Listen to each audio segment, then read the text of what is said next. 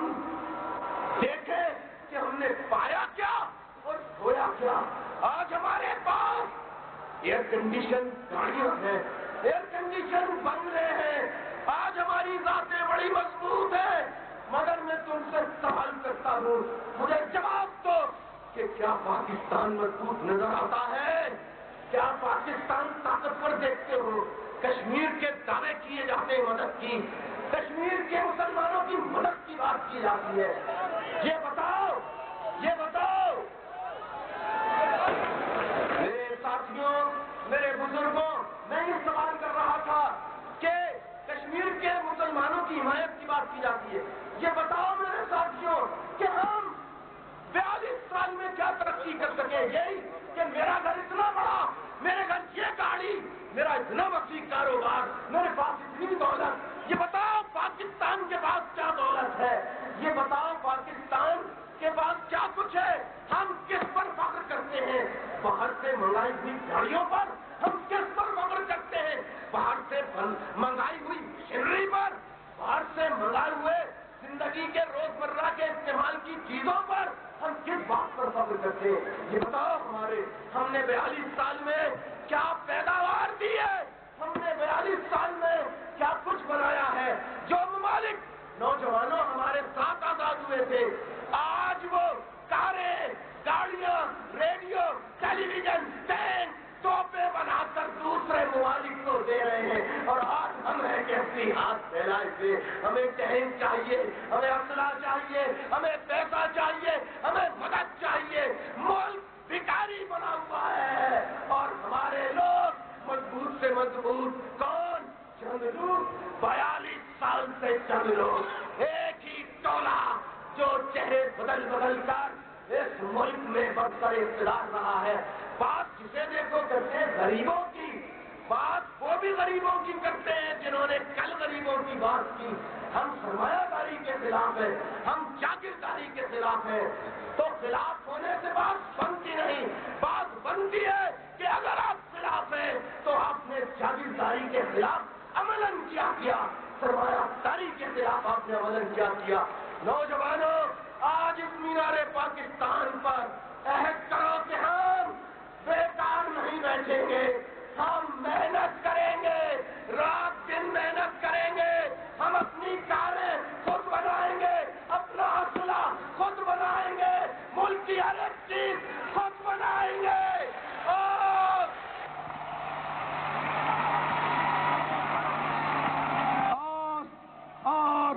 اور بہت جلد ہم نوجوان اس ملک کو اس مقام پر لا کر کھڑا کر دیں گے جہاں ہاتھ پھیلانے کی ضرورت نہ پیش آئے، ہاتھ یوں نہ رہے بلکہ ہاتھ یوں رہے۔ لو جب ہم مضبوط ہوں گے، جب ہم مستحکم ہوں گے تو ہم کشمیر کے مسلمانوں کی عملاً مدد کر سکتے ہیں۔ ہم مسلمان جو کہیں بھی پریشان حال ہیں ان کی مدد کر سکتے ہیں، اور پاکستان کے نوجوانوں، تمہیں ہمیں خاص طور پر اپنے فرض کو انتہائی دیانتداری اور ایمانداری سے پورا کرنا ہوگا، اس لیے کہ پاکستان صرف پاکستان کے مسلمانوں کی امید کا مرکز نہیں بلکہ دنیا بھر کے مسلمانوں، تمام اسلامی ممالک کی نگاہوں کا امید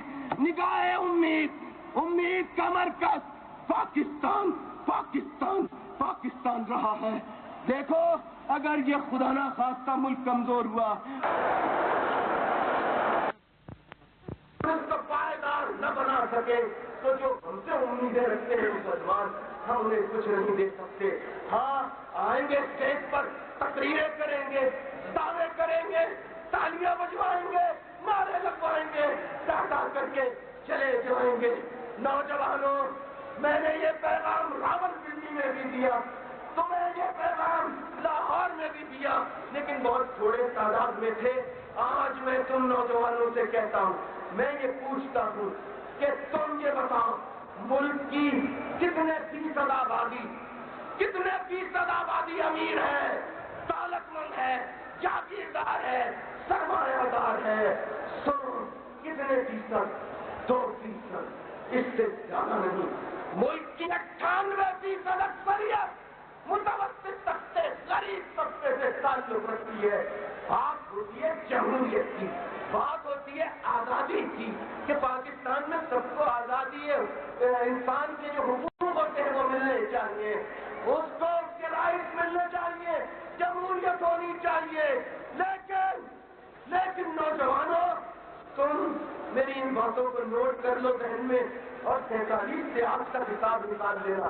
حکمرانوں کی لسٹ بناؤ, بیروکریٹس کی لسٹ بناؤ, ایک ملک میں حکومت چلانے والوں کی لسٹ بناؤ.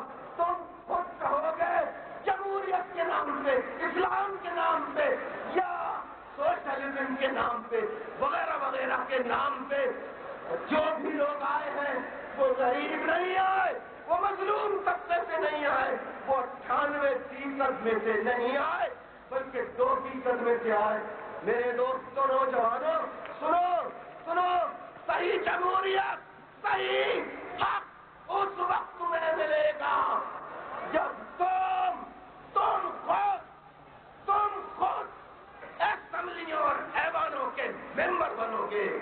یہ سنو, نہیں, تالی بجانے سے نہیں, یہ محنت کرنے سے, جدوجہد کرنے سے. اگر تم کہتے ہو کہ غریبوں کے لیے مشکل ہے, ارے تمہارے سامنے تمہارا بھائی الطاف حسین موجود ہے, نہ میں وڈیرا, نہ جاگیردار, نہ سرمایہ دار, نہ میری جماعت میں کوئی وڈیرا, سرمایہ دار, جاگیردار. ہم نے زیادہ نہیں, 14 کو اسمبلی, قومی اسمبلی کے ایوان میں.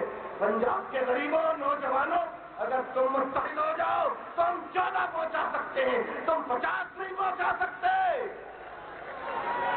یہ سوال ہے میرا, تالی کے یہ نہیں سوال ہے, نہیں پہنچا سکتے ہو. سرحد میں 10 نہیں پہنچا سکتے, بلوچستان سے غریبوں کو نہیں پہنچا سکتے.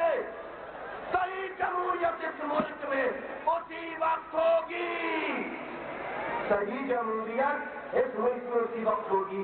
کہتے ہیں جمہوریت کے معنی یہ اکثریت کی حکمرانی, تو اکثریت 98% غریب ہوتی ہے. تو جب قومی اسمبلی, صوبائی اسمبلیوں کے ایوانوں میں یہ 98% اکثریت موجود ہوگی, اسی وقت اس ملک میں صحیح جمہوریت ہوگی. صحیح جمہوریت ہوگی. درست یا غلط؟ درست.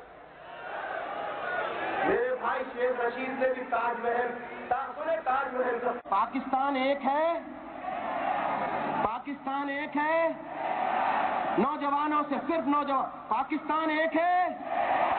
تو مجھے جواب دو, جب وطن ایک ہے تو اس وطن میں ایک انسان کے بچے کسی اور اسکول میں پڑھتے ہیں اور دوسرے انسان کے بچے فرش پر, ٹاٹ پر بیٹھ کر تعلیم حاصل کرتے ہیں.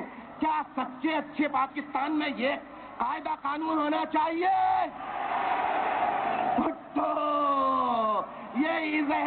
یہی زہر الطاف حسین تمہیں دینے آیا ہے. اٹھو اور اس فرسودہ جعلی نظام کو ختم کر دو. پاکستان میں ایک نظام تعلیم, پاکستان میں ایک نظام تعلیم ہونا چاہیے جہاں امیر کا بچہ, غریب کا بچہ دونوں ایک ساتھ تعلیم حاصل کرے. درست یا غلط؟ جہاں غریب کا بچہ, امیر کا بچہ ایک کلاس میں, ایک اسکول میں تعلیم حاصل کرے. ایسا نظام چاہیے, ایسا ہی نظام چاہیے نا. اس کے لیے تمہیں باہر نکلنا ہوگا, اس کے لیے تمہیں محنت کرنی ہوگی. آئیے ہم عہد کریں کہ عام نوجوان اور کھلے آسمان کے نیچے عہد کریں. شہیدوں کی روحیں دیکھ رہی ہیں کہ دشمن کتنی ہی بھیانک سازش کیوں نہ کرے, ہم ایک ایک کٹ مریں گے, پاکستان کو تباہ نہیں ہونے دیں گے, نہیں ہونے دیں گے, نہیں ہونے دیں گے. میرے ساتھیوں, اس کے لیے جو جائز حقوق بنتے ہیں ان کو ملنے چاہیے, جو سڑک کے بنتے ہیں تو جو بلوچستان کے بلوچستان کو اور جو پنجاب کے بنتے ہیں وہ پنجاب کو ملنے چاہیے، سب کو سبقات ملنا چاہیے۔ اب میں آپ سے اجازت چاہتا ہوں، آپ سے کہتا ہوں دعا کیجیے اللہ تعالیٰ پاکستان کو سلامت رکھے۔